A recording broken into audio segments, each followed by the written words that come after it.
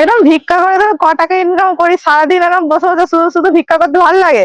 দেখলেও মায়া লাগে তোদের। কি করবো বলো দিদি, কাজ বাজ তো কেউ দেয় না, ওই জন্য এই গান ফান করে যায়, একটু রোজগার হয়। তবুও ক টাকা ইনকাম করলি সকাল থেকে? বেশি নয়, এই এই ইনকামটা করেছি সারাদিন।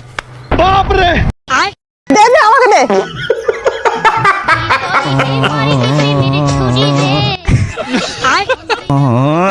ये क्या हो गया?